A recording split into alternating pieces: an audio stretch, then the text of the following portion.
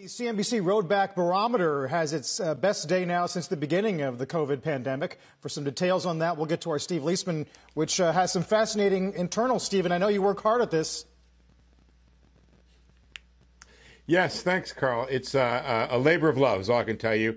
But we have this high-frequency data. It's very volatile, and we try to, work with it to show actual economic trends. But this data most of it's from the 2nd of June, which we never had that kind of economic data before. What it shows is, as you said, the best day we've had for the Yelp store openings that we've had since we began tracking this, up 7% on average nationally. We also track new infections, the 3-day average new infections as a percent of April, and that's at 68%. That's also the best we've seen.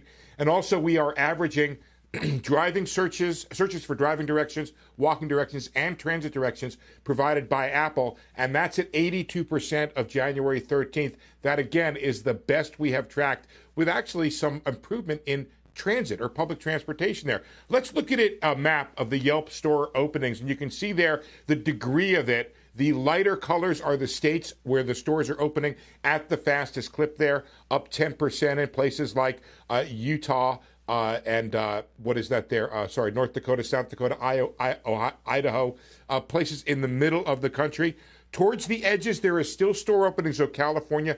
In fact, 47 of the 51 states plus D.C. that we follow had net store openings, and that is the first time we've seen that large a number. There was kind of a false start in early May that led to renewed closings. We have not seen much of the demonstrations yet, Carl. We did see one tick up in the D.C. area for store closings right there. Now let's look at some additional data that we're also following, which is new data. J.P. Morgan now putting out credit card data. We're looking at this every day. This is from late last week, and there's an interesting difference here. The card present data it's kind of flattened out after rising a little bit, but good numbers for the card not present. So people are spending, but still spending online.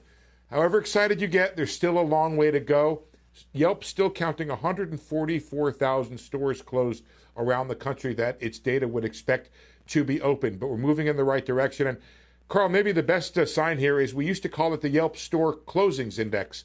Now we're calling it the Yelp Store Openings Index, and let's hope we can continue with that name for many, many weeks and months to come.